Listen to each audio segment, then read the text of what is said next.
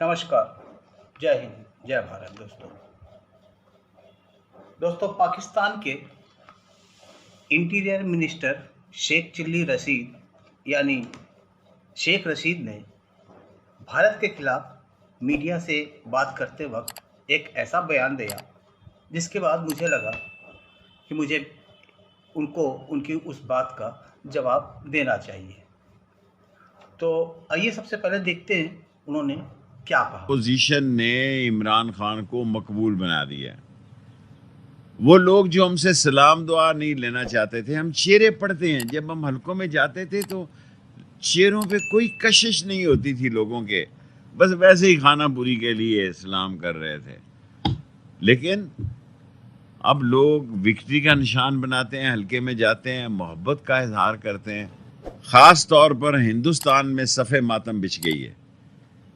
मेरे पास सिस्टम है अंदर देखने का। 72 चैनल इंडिया के इस फैसले के बाद सफ़े मातम कर रहे हैं। उनका ख्याल था कि उनके बड्डी आ जाएंगे, उनके बिजनेस पार्टनर आ जाएंगे, उनके कारोबारी शेयर होल्डर आ जाएंगे। सबसे ज़्यादा मायूसी की लहर हिंदुस्तान में आई है और सबसे ज़्यादा खुशी पाकिस्तान में महसूस की जा रही है। दोस्तों, जैसा कि अभी आपने वीडियो में देखा, पाकिस्तान के इंटीरियर मिनिस्टर शेख रशीद यानी पाकिस्तान के शेख चिल्ली मिनिस्टर ये कह रहे थे कि हिंदुस्तान में इस वक्त मातम पसरा हुआ है। अब उनके इस बात का मतलब क्या था, उनका ऐसा कहने के पीछे क्या वजह थी, इस बात को तो वही ज़्यादा बेहतर बता सकते हैं।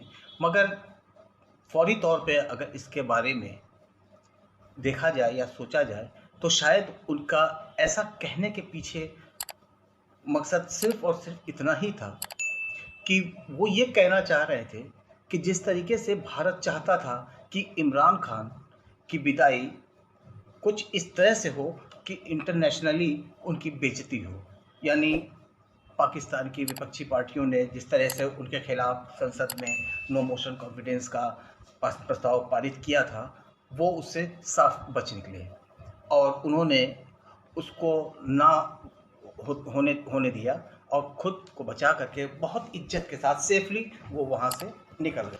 वैसे इंडिया में आखिर मातम क्यों पसरेगा, सवाल ये है। क्योंकि इमरान खान के रहते इंडिया को तो फायदा ही था, क्योंकि पाकिस्तान में इमरान खान की सरकार एक ऐसी सरकार थी जिसने पाकिस्तान को कहीं ज़्यादा, पहले की सरकारों से कहीं ज़्यादा पाकिस्तान को और गर्त में लाके खड़ा कर दिया था। पाकिस्तान में आज की तारीख में जिस तरह से बेरोजगारी, भुखमरी और जिस तरीके से वहाँ महंगाई बढ़ी पड़ी है, इवन FATF में वो ग्रे लिस्ट में आ गए। उसको देखते हुए इमरान खान की सरकार तो इंडिया के लिए बहुत फ़ायदेमंद सरकार थी। अगर शेख रशीद को ऐसा लगता है कि इमरान खान की सरकार के जाने से, इस तरीके से इज्जत से जाने से इंडिया में मातम छाया हुआ है, जैसा कि पहले की भी सरकारें जिनको जनता ने चुन करके संसद में भेजा, जनता के चुने हुए जो प्रतिनिधि थे, उन्होंने कभी भी आज तक के इतिहास में, पाकिस्तान के राजनीतिक इतिहास में कोई भी सरकार अपने 5 साल के कार्यकाल को पूरा नहीं कर सकी। और वही हाल इमरान खान के सरकार के साथ हुआ। वो भी अपने सरकार वो इमरान खान की भी सरकार जो है 5 साल का अपना कार्यकाल पूरा नहीं कर सकी और उनको भी 5 साल पूरा करने से पहले बाहर जाना पड़ा। अंततोगत्वा दोबारा से चुनाव होने हैं पाकिस्तान में। पाकिस्तान की आवाम के ऊपर इस चुनाव का बोझ फिर से आना है। वहाँ पर और ज़्यादा बेरोजगारी, भुखमरी और ज़्यादा फैलेगी।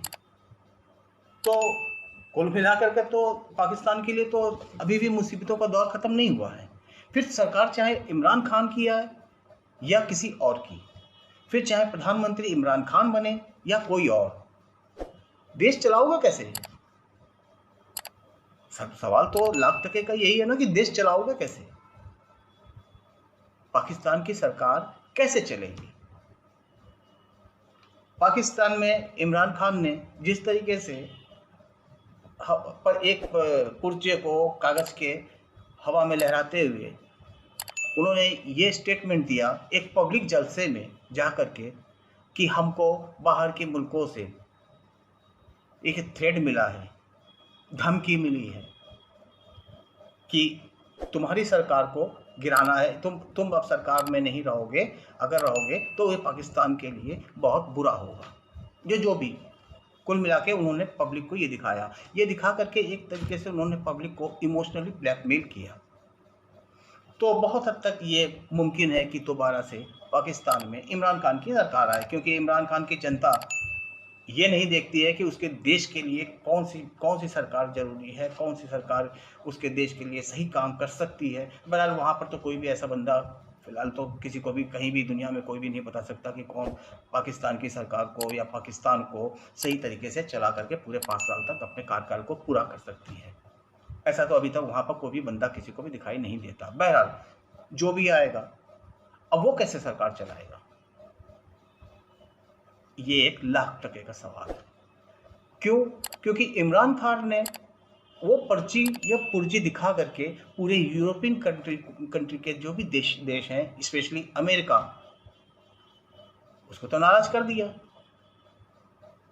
क्योंकि इमरान खान को अमेरिका से इतने सालों से मदद मिलती रही, फिर वो जाकर चीन के गोद में बैठ गया और अब नया रशिया का दोस्त खुद को कहता है और रशिया की गोद में जाके बैठने की कोशिश कर रहा है। और जबकि उधर रशिया खुद से परेशान है, उसका यूक्रेन के साथ जो युद्ध चल रहा है अभी, उसके चलते उसके ऊपर जो पाबंदियां और जिस तरह के उसके ऊपर सैंक्शन लगे हुए हैं, उसको देखते हुए वो खुद ही अपने आप को सर्वाइव करने में उसको डाले पड़े हुए हैं। तो वो इनकी क्या मदद करेगा?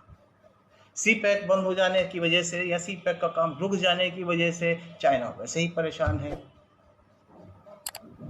बाकी दूसरे जो मुस्लिम ममालिक कंट्रीज़ हैं, स्पेशली सऊदी अरब, वो भी इनको घास नहीं डालता। अब इनकी मदद करेगा तो कौन करेगा? ये वहाँ पर इमरान खान हो या वहाँ की जनता को समझ में अभी नहीं आ रहा।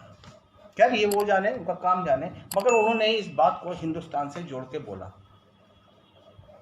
अरे बाबा, हिंदुस्तान को क्या दिक्कत होगी, चाहे वहाँ इमरान की सरकार रहे, चाहे वहाँ किसी और की सरकार रहे, चाहे वहाँ नवाज शरीफ आए, चाहे वहाँ बिलावल भुट्टो वहाँ के प्रधानमंत्री बने या वहाँ के शहबाज शरीफ को वहाँ प्रधानमंत्री बनाए, उससे कोई फर्क नहीं पड़ता हिंदुस्तान को।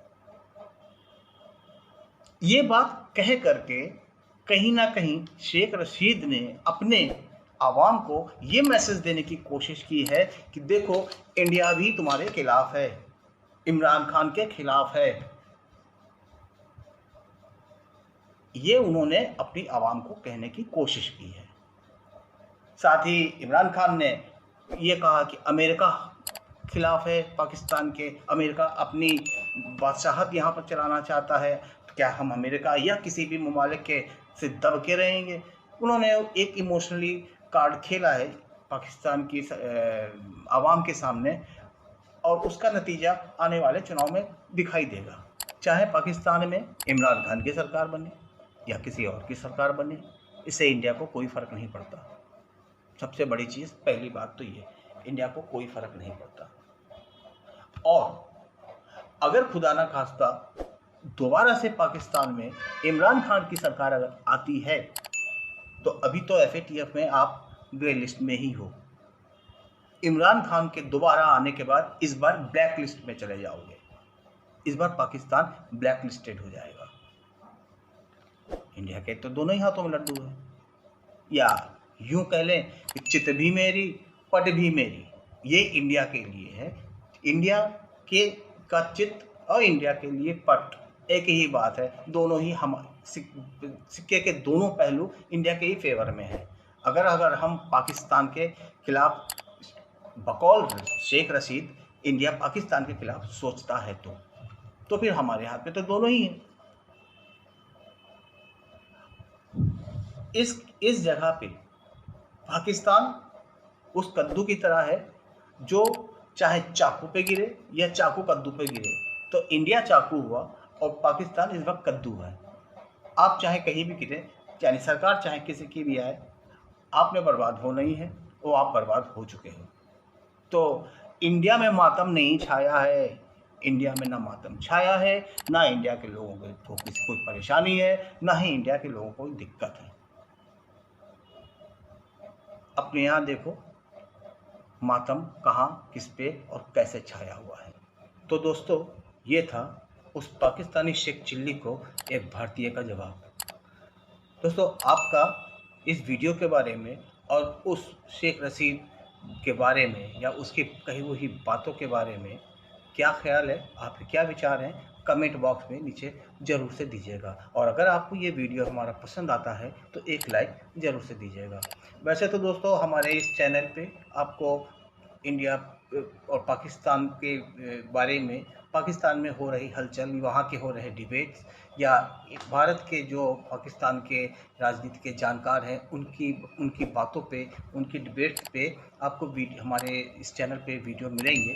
मगर ये मेरा पहला वीडियो है जिसमें मैंने सामने से आकर के इस शेख चिल्ली को जवाब देने की कोशिश की है। हमारी ये कोशिश आपको कैसी लगी और इसमें और क्या हम अपने वीडियो में सुधार कर सकते हैं, आपके सुझाव और आपका प्यार आशीर्वाद की हमारे चैनल को बहुत ज़रूरत है। और अगर आपने अभी तक हमारे चैनल को सब्सक्राइब नहीं किया हो तो नीचे लाल रंग के सब्सक्रिप्शन वाले बटन को प्रेस करके बेल नोटिफिकेशन को भी ऑन कर दें, ताकि हमारे आने वाले वीडियोस आपको सबसे पहले मिलें। और दोस्तों, इसी तरह के वीडियो हम अपने इस चैनल पे डालने की कोशिश करेंगे। बस आपसे आपके प्यार और आशीर्वाद की हम कामना करते हैं। तो दोस्तों, इसी के साथ फ़िलहाल इस वीडियो में इजाज़त। नमस्कार, जय हिंद, जय भारत, वंदे मातरम।